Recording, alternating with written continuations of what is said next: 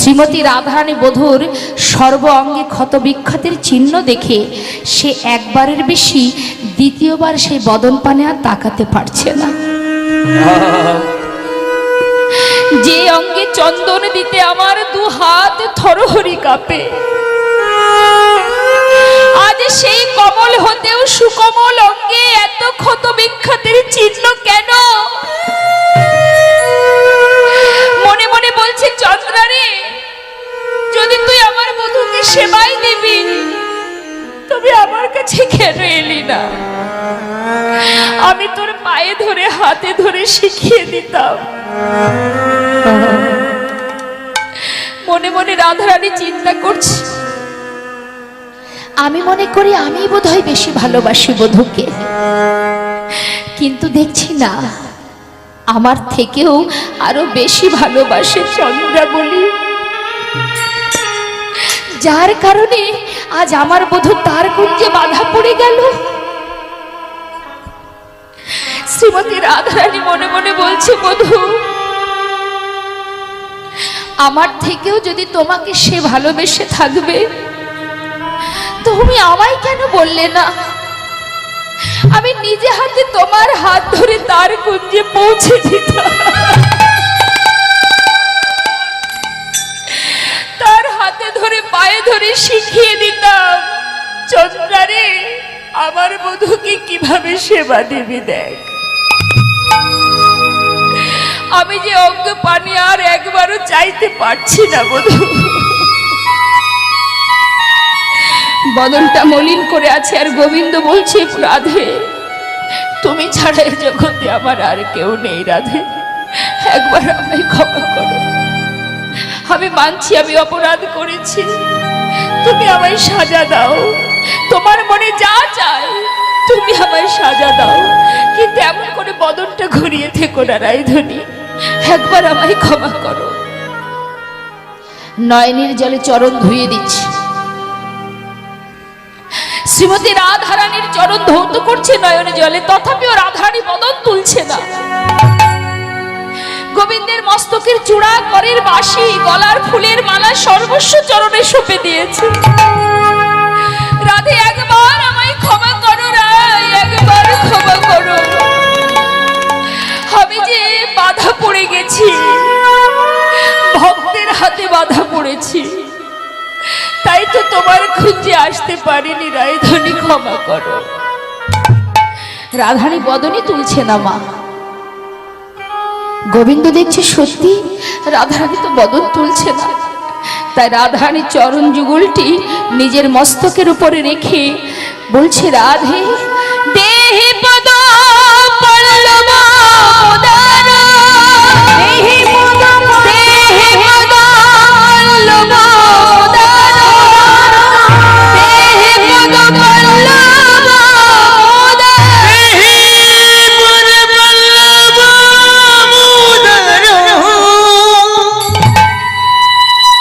হে রাধে, আমি রাধা দাস, আমি রাধা দাস, আমি রাধা দাস।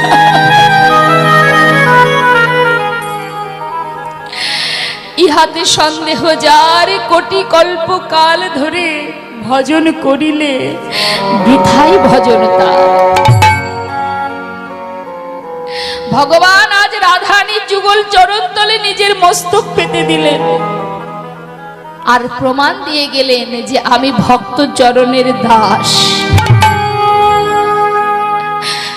বাবা, এই দেহি পদ পল্লব মোদারম, এই শ্লোকটি কে লিখেছিল? স্বয়ং ভগবান। কোথায় লিখেছিল জানেন? কবি জয়দেবের গীত গোবিন্দে। গীত গোবিন্দ লিখেছিলেন। কত বড় গীত গোবিন্দ জয়দেব নিজে লিখেছিলেন, কিন্তু এত বড় গীত গোবিন্দ লিখে অবশেষে শেষের এই শ্লোকটি তিনি লিখতে পারেননি। তিনি মনে মনে চিন্তা করছে, এ কি সম্ভব? যিনি কিনা ভগবান, তার মস্তকের উপরে রাধারানীর চরণ। এখানে যত ভক্ত আছেন আপনারা তো সবাই ভগবানকে ভালোবাসেন, পারবেন মা আপনাদের চরণ ভগবানের মস্তকে তুলে দিতে? সম্ভব? তাই পারছে না কবি জয়দেব। সরবরল খণ্ডনং মম শিরসি মণ্ডনং দেহি। আর পারছে না, আর লিখতে পারছে না, কিন্তু কলমে বারবারই আসছে দেহি পদ পল্লব মুদরং। পারছে না লিখতে। কেন পারছে না? অসম্ভব। যিনি ভগবান, তার মস্তকে একটা রমণীর চরণ, আমি লিখতে পারবো না, কি করব? চিন্তায় বসেছি। এমন সময় তার স্ত্রী পদ্মাবতী বলছে, স্বামী তুমি এক কাজ করো, তুমি একটু স্নান করে একটু প্রসাদ সেবা করে ঠান্ডা মস্তিষ্কে আবার লিখো, দেখো তিনি নিশ্চয়ই তোমার মনোবাঞ্ছা পূর্ণ করবে। কবি জয়দেব এই কথা শুনে তৈল হাতে করে মস্তকে দিয়ে চললেন অজয় নদীতে স্নান করতে। আর পথে যেতে যেতে নয়নের জলে বুক ভাসিয়ে কাঁদছে আর বলছে, হে গোবিন্দ, এত বড় গীত গোবিন্দ আমি লিখেছি, অবশেষে আমি যে আর লিখতে পারছি না, একবার বলো দয়াময়, আমার শেষ ইচ্ছা কি পূর্ণ হবে না? একটি বার বলো, এত দিনের এই সাধনা, এত দিনের বাসনা আমি কি পূর্ণ করতে পারবো না? বসে বসে পথে যাচ্ছে আর কাছে আর ডাকছে, তুমি যদি ভগবান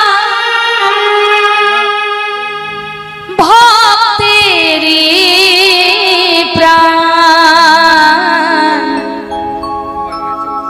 তবে কেন দুঃখ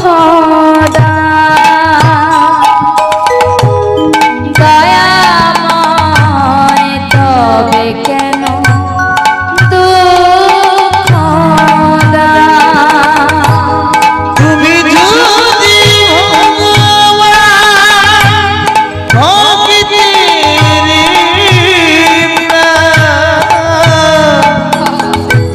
তবে কেন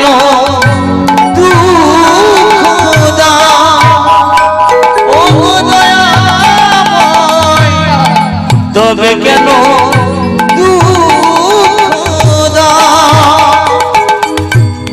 তুমি যদি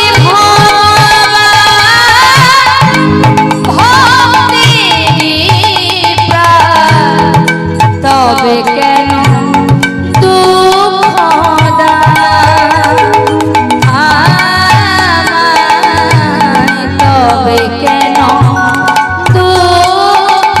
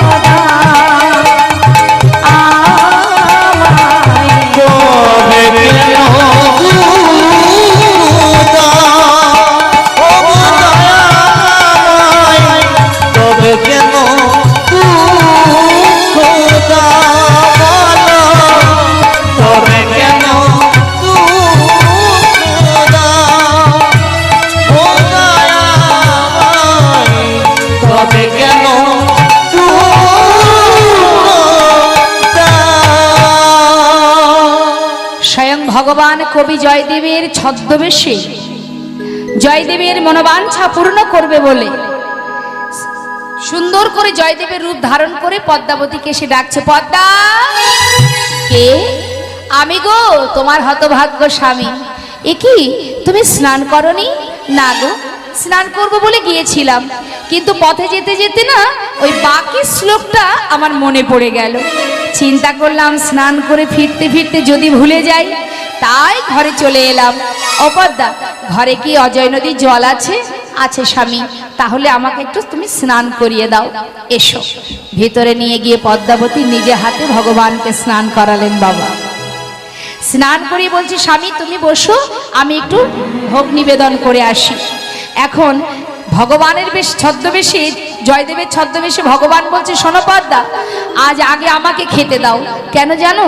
যদি আমি সেই শ্লোকটা ভুলে যাই, তুমি আগে আমাকে খেতে দাও, তারপরে তুমি গোবিন্দকে সেবা দেবে। বলছি, ছি ছি ছি স্বামী, এরকম কথা তো তুমি এর আগে কখনো বলনি। একটু দাঁড়াও, আমি এক্ষুনি আসছি। পদ্মা, আমার বড্ড খিদে পেয়েছে, তুমি আগে আমাকে খেতে দাও দেখি। স্বামী, এমন অলক্ষণে কথা বলো না, একটু অপেক্ষা করো, আমি যাবো আর আসবো। পদ্মা, আমি বারবার বলছি তুমি আগে আমায় খেতে দাও, তুমি কেন শুনতে পাচ্ছ না? স্বামী, এমন করে তো তুমি কখনো খাওনি, ভগবানের সেবা না দিয়ে তুমি কি করে সেবা করবে? আচ্ছা পদ্মা, একটি দিনের জন্যও কি তুমি ভাবতে পারো না যে যে মাধবকে তুমি সেবা দিতে চলেছো, সেই মাধব স্বয়ং আমি নিজে এসেছি, তুমি আগে আমার সেবা দাও। ছি ছি ছি, এমন কথা কেন বলছে স্বামী? এমন তো কখনো বলে না। ঠিক আছে, পাত্রের উপরে একটা তুলসী পত্র দিয়ে স্বামীর সম্মুখে দিয়েছে। ভগবান সেবা করবার পর আসন থেকে উঠে চলে যাচ্ছে। কিছুটা পথ গিয়ে পিছন দিকে তাকিয়ে দেখছে পদ্মাবতী আসছে। এ কি পদ্মা তুমি? স্বামী, আজ এমন এমন কথা বলছো, আমি নিজেই তো ভেবে উঠতে পারছি না। প্রতিদিন তো তোমার চরণ সেবা করি, তাই আজও যাচ্ছি তোমার চরণ সেবা করব। শোনো পদ্মা, আজ আর চরণ সেবা করতে হবে না, তুমি একটা কাজ করো, গীত গোবিন্দটা আমার হাতে দাও, দিয়ে তুমি সেবায় বসো, আমি বাকি শ্লোকটা লিখে ফেলি। ঠিক আছে। গীত গোবিন্দ ভগবানের হাতে দিয়ে পদ্মাবতী গিয়ে স্বামীর আসনটা তুলে নিজের আসন পেতে বসেছে। আর এদিকে ভগবান মন্দিরের ভিতরে গীত গোবিন্দ খুলছে, দেখছে কত সুন্দর লেখা আছে, সরগরল খণ্ডনং মম শিরসি মণ্ডনং বদশী যদি কিঞ্চিদপি দন্তৌরুচি কৌমদি হরতি দরতি তিমিরমতি ঘোরম স্ফুরুদ্ধর সিধবে তব বদন চন্দ্রিমা লোচয়তি লোচন চকরম প্রিয়ে চারুশীল মঞ্জুময়ী মানব নিদানম তমসি মম জীবন তমসি মম ভূষণ তমসি মম ভব জলধি রত্নম সরগরল খণ্ডনং মম শিরসি মণ্ডনং দেহি। আর পারছে না। ভগবান মনে মনে বলছে, জয়দেব, এত সুন্দর গীত গোবিন্দ লিখেছ, বাকি শ্লোকটা লিখতে পারলে না? আমি যে আজ নয় কাল নয়, যুগে যুগে আমি ভক্ত চরণের দাস, এটুকু তুমি লিখতে পারোনি জয়দেব। আজ তোমার ইচ্ছা আমি পূর্ণ করে গেলাম। স্বয়ং ভগবান নিজে হাতে স্বর্ণাক্ষরে লিখে গেলেন। সুন্দর করে লিখে গীত গোবিন্দটা তুলে ভগবান অন্তর্ধান হলেন। এদিকে কবি জয়দেব ফিরে আসছে। পদ্মাবতী সবেমাত্র এক মুষ্টি অন্ন বদনে দেবে, সেই সময় পিছন থেকে ডাকছে, পদ্মা। কে? আমি গো, তোমার স্বামী জয়দেব। কি বললে? আমার স্বামী? না না, আমি তোমায় চিনি না। কে তুমি? তুমি চলে যাও, আমি তোমায় চিনি না। পদ্মা, আমি তোমার স্বামী, দরজা খোলো। মিথ্যে কথা, তুমি আমার স্বামী নও, তুমি চলে যাও, আমি তোমায় চিনি না, চলে যাও। কবি জয়দেব ভাবছে, কি পদ্মা এমন কথা কেন বলছে? পদ্মা কেন দরজা খুলছে না? জোর করে যেই না মুষ্টাক হাতে দরজা খুলেছে, দেখছে পদ্মাবতী সেবায় বসেছে। জয়দেব বলছে, ও ছি পদ্মা, ছি। তাই তো বলি, আজ কেন আমি গীত গোবিন্দ পূর্ণ করতে পারছি না? এখনো রাধা মাধবের সেবা হয়নি, এখনো আমি সেবা করিনি, আর তুমি সেবায় বসেছো? পদ্মা, ছি ছি ছি ছি, তুমি করলে কি করে এমন কাজ? স্বামী, আমি তো কোনো ভুল করিনি। করনি, এখনো আমি সেবা করিনি আর তুমি তার আগে সেবায় বসেছো। স্বামী, আজ পর্যন্ত যেটা আমি কখনো করিনি, আমি আজও সেটা করিনি স্বামী। আমি তোমাকে সেবা দিয়ে তবেই সেবায় বসেছি। তুমি আমাকে এমন করে কটু কথা বলো না। কি বললে? আমি সেবা করেছি? হ্যাঁ, এই তো তুমি একটু আগে এলে, আমাকে বললে পদ্মা আমাকে স্নান করিয়ে দাও। আমি নিজে হাতে তোমায় স্নান করালাম। তুমি গীত গোবিন্দ পূর্ণ করতে গেলে আর আমি তখন সেবায় বসেছি। আমি গীত গোবিন্দ পূর্ণ করেছি পদ্মা। হ্যাঁ, কই চলো দেখি। পদ্মার হাতটি ধরে মন্দিরে যেই প্রবেশ করেছে, ভগবানের অঙ্গগন্ধ নাসিকায় পেয়ে জয়দেব মনের আনন্দে গীত গোবিন্দ খুলেছে। গীত গোবিন্দ খুলে দেখছি স্বর্ণ অক্ষরে লেখা আছে, দেহি পদ পল্লব দাঁড়াও, দেহি পদ পল্লব দাঁড়াও। চিৎকার করে বলছে পদ্মা,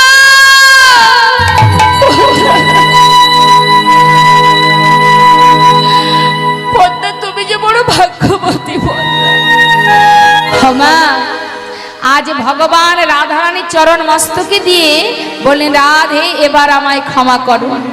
কিন্তু তথাপিও রাধারানী বদনটা তুললেন না। যার এদিকে গোবিন্দ চিন্তা করছে, এত করে রাধারানীর চরণ ধরে কাঁদলাম, কিন্তু রাধারানীর চরণে যখন ঠাঁই হলো না, আমার এই প্রাণ আমি আর রাখবো না। তাই রাধারানীর কুঞ্জ থেকে বাইরে বেরিয়েছে। এমন সময় সখীরা ধরে যায় যে, শ্যামনগর যাওয়ার আগে দুটো প্রশ্নের উত্তর দিয়ে যাবে। যাচ্ছ যাও, বাধা তোমায় দেব না, কিন্তু যাওয়ার আগে দুটো প্রশ্নের উত্তর দিয়ে যাও। ভগবান বলছে, কি প্রশ্ন? শ্যামনগর, তোমার এই অবস্থা কে করেছে? বলছে, কেন, আমার কি হয়েছে? শ্যামনগর, তুমি বলো তো দেখি, তোমার নীল উৎপল শ্রীমুখমণ্ডল, নীল উৎপল শ্রীমুখমণ্ডল, নীল উৎপল শ্রীমুখমণ্ডল, ঝামর কাহে ভেল, নীল উৎপল শ্রীমুখমণ্ডল, ঝামর কাহে ভেল। ওমা, উৎপল মানে কি? পদ্ম ফুল, নীল পদ্ম। বলছে তোমার বদনটা নীল পদ্মের মতো, সেটা আজকে ঝামরের মতো হলো কি করে? গোবিন্দ নিজের বদন তো দেখতে পাচ্ছে না, তাই চিন্তা করছে কি বলবে, উত্তর কি দেবে। বলছে, দেখো, মদনা জরে তনু তাতল জাগরে নিশি গেল, মদন জরে তরু কাতল জাগরে নিশি গেল, জেগে জেগে নিশি গেল, জেগে নিশি গেল, জেগে জেগে নিশি গেল, জেগে জেগে নিশি গেল। আমার দিকে তাকাও, তোমার কি মদন জ্বর হয়েছিল? বলছে, জানো, কাল না আমার জ্বর হয়েছিল। জ্বর হলে কি হয়? জ্বর হলে বাবা মুখ টুকগুলো শুকিয়ে যায় না? বলছি, সেই জন্য আজ আমার মুখটা ঠিক এই রকম দেখতে মনে হচ্ছে। বাহ বাবা, খুব ভালো কথা। এই যে আরেকটা কথা বলো তো দেখি, শোনো, তোমার পরনে যে বসনটা আছে, নীল বসন তুহু পহিরইলি, নীল বসন তুহু পহিরইলি, নীল বসন তুহু পহিরইলি, নীল বসন তুহু পহিরইলি, পীতাম্বর ছাড়ি, নীল বসন তুহু পহিরইলি, পীতাম্বর ছাড়ি। নীল বসন কেন তোমার পরনে? নীলবসন কেন? হ্যাঁ ওই হয়েছিল কি, হ্যাঁ, কি হয়েছিল? কালকে রাত্রে আমি আর দাদা হ্যাঁ, দাদা একসাথে শুয়েছিলাম।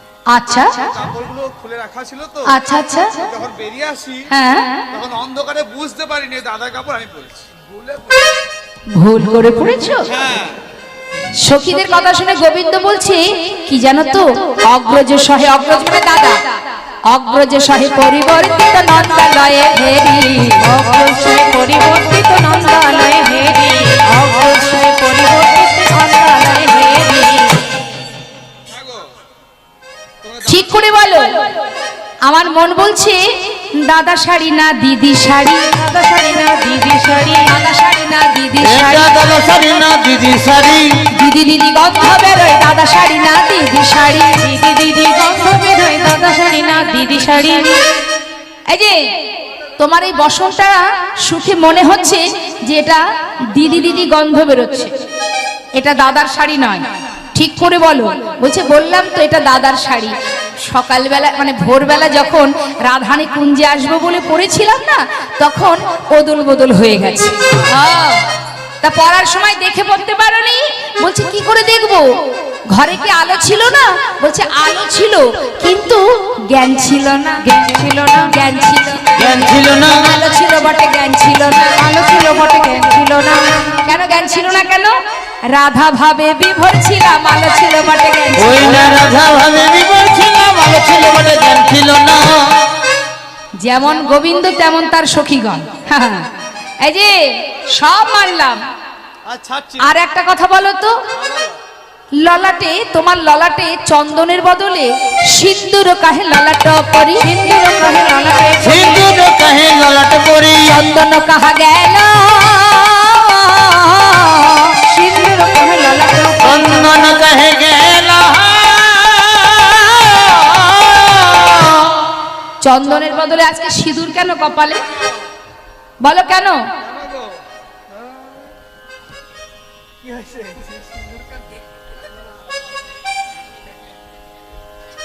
কি লজ্জা পাচ্ছে, লজ্জা পাচ্ছে। গোবিন্দ বলছে আমার ললাটে এবার কি বলবো, চিন্তা করছে চতুরের শিরোমণি তো, ভেবে চিনতে বলছে কি জানো তো, ওই আমরা সপরিবারে ওই গৌরী মায়ের পূজা করতে গিয়েছিলাম। গিরি গোবর্ধন গৌরী সেবিতে সিন্দুর ভালে নিল, গিরি গোবর্ধন গৌরী সেবিতে সিন্দুর ভালে নিল, গিরি গোবর্ধন গৌরী সেবিতে সিন্দুর ভালে নিল। তুমি বড় চতুর শ্যাম, মেনে নিলাম, এটাও মেনে নিলাম। এবার বলো তো দেখি, তোমার মুখে মানে চোখের কাজল মুখে এলো কি করে? অঞ্জন কাহে গণ্ডস্থলে, অঞ্জন কাহে গণ্ডস্থলে হৃদভঞ্জন অধরে, গণ্ডস্থলে হৃদভঞ্জন অধরে, হৃদভঞ্জন অধরে, অধর মানে বদন। বলছে তোমাকে দেখে মনে হচ্ছে যে তোমার বক্ষ মাঝে কেউ মুখ দিয়ে কামড়িয়েছে। কে কামড়ালো? উত্তর দাও। গোবিন্দ আর কোনো উত্তর খুঁজে পাচ্ছে না। বৈষ্ণব পদকর্তা লীলার এক পাশে দাঁড়িয়ে কি বলছি, উত্তরের প্রতি উত্তর দিতে পারা যায় শশী শেখরে, ওই নাই উত্তর প্রতি উত্তর দিতে পারা যায় শশী শেখরে। নাগর আমার হার মেনেছে, নাগর আমার হার মেনেছে, নাগর আমার হার মেনেছে, নাগর আমার হার মেনেছে। উত্তরের প্রতি উত্তর দিতে নাগর আমার হার মেনেছে, উত্তরের প্রতি উত্তর দিতে নাগর আমার হার মেনেছে। চলে যাও, এখানে আর কোনো জায়গা নেই তোমার, যেখানে সারা রাত কাটিয়েছো সেখানে চলে যাও। গোবিন্দ দেখছে সখীদের কাছেও আমার কোনো স্থান হলো না। এবার গোবিন্দ চলে গেলেন রাধা কুণ্ডে। রাধা কুণ্ডে ঝাঁপ দিতে যাবে, হঠাৎ রাধা কুণ্ড ভয়ে ভীত হয়ে সমস্ত জল শুকিয়ে দিলেন। কেন? চিন্তা করছে যখন রাধার মান ভেঙে যাবে তখন তো রাধা এসে আমাকে আর আস্ত রাখবে না, তাই ভয়ে সেই জল সব শুকিয়ে গেছে। গোবিন্দ কি করবে? মা যমুনার ধারে রাধা নাম অঙ্কিত করে বসে বসে কাঁদছে। আর এদিকে বাবা সুখ সারি দুই পাখি, রাধা আর গোবিন্দের দুজনের পোষা পাখি, তারা গাছের ডালে বসে বসে দ্বন্দ্ব করছে। সুখ আর সারি দুইজনে গাছের ডালে বসে তারা দ্বন্দ্ব করছে। কি করছে? সুখ মুখে শুনি ধ্বনি ওইছে না বচন, সুখ মুখে শুনি ধ্বনি ওইছে না বচন। আপনার চরণ পদ্মে করে নিরীক্ষণ, আপনার চরণ পদ্মে করে নিরীক্ষণ। সারি সুখ দুইজনে দ্বন্দ্ব করছে। সারি বলছে ছি ছি ছি ছি ছি, এই যে সুখ, তোমাদের গোবিন্দ এত নিষ্ঠুর, সে রাধাকে কষ্ট দিয়ে চন্দ্রার কুঞ্জে গেল। আর সুখ বলছে শোনো, তোমাদের রাধারানী তার মনটা এত কঠিন, যার চরণ ধরে কাঁদলো সাধলো, একবারও তার দিকে ফিরে চাইলো না। এখন এই দ্বন্দ্ব শুনেছে রাধারানী। রাধারানী দ্বন্দ্ব শুনে নিজের চরণের দিকে তাকিয়ে দেখছে প্রাণবল্লভ কোথায় গেল। প্রাণবল্লভকে দেখতে না পেয়ে এবার রাধার চিৎকার করে উঠেছে, সুখ মুখে শুনি ধ্বনি ওইছে না বচন, সুখ মুখে শুনি ধ্বনি ওইছে না বচন। আপনার চরণ পদ্মে করে নিরীক্ষণ চরণেতে কৃষ্ণ করে বন্দনা দেখিয়া, চরণেতে কৃষ্ণ করে বন্দনা দেখিয়া, হাত হারাধি বলে উঠিল কাঁদিয়া, হাত হারাধি বলে উঠিল কাঁদিয়া,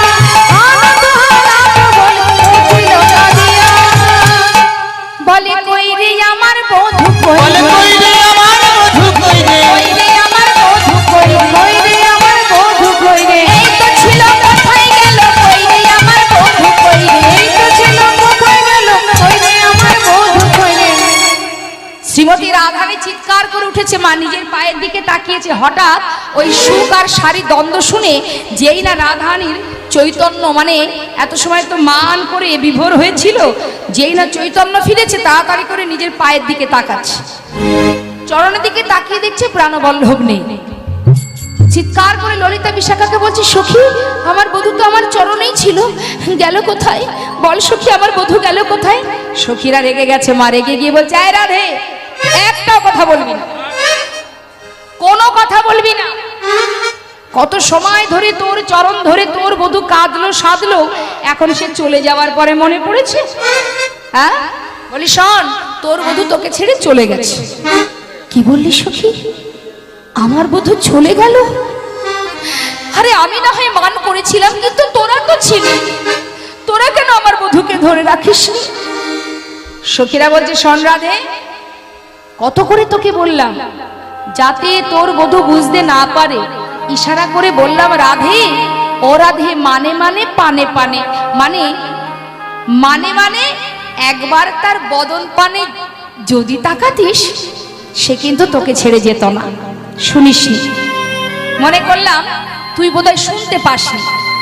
আবারও বললাম রাধে, মানে মানে পানে পানে চেয়ে দেখ তোর চরণ পানে, তখনও শুনতে পেলি না। আবারও বললাম রাধে, মানে মানে পানে পানে বসগাজা বধূর বাম পানে, তখনও তুই শুনলি না। এখন বলছিস তোর বধূ কোথায় গেল? এই শোন, ওই যে মান করেছিস, মান করে বসে থাক। কেমন? আমরা আর তোর কাছে থাকবো, আমরা চলে যাব।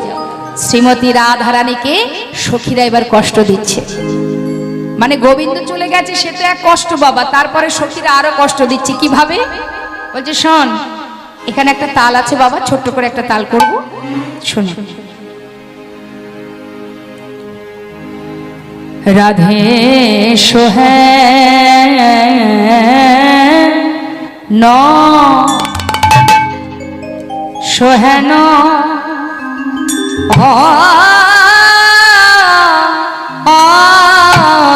রসিক, সোহেন রসিক না আগো নাগরে শনে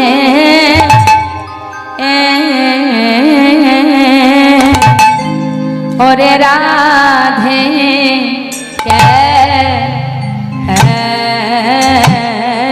কেন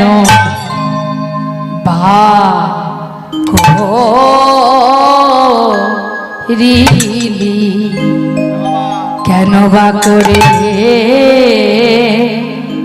কল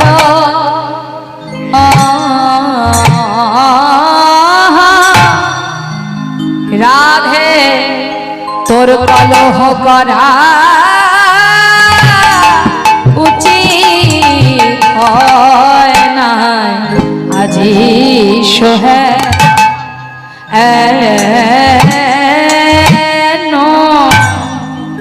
সোহেন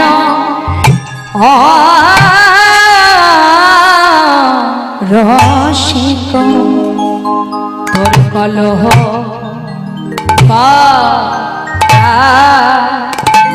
উচিত হয় না, কলহ করা উচিত নয় রা, তোর কলহ করা উচিত হয় না, উচিত হয় না, সে যে রস বৈশ কলা গুরু কলহ করা উচিত হয় না। সেজে রস বৈশালা গুরু কলহ করা উচিত হয় না।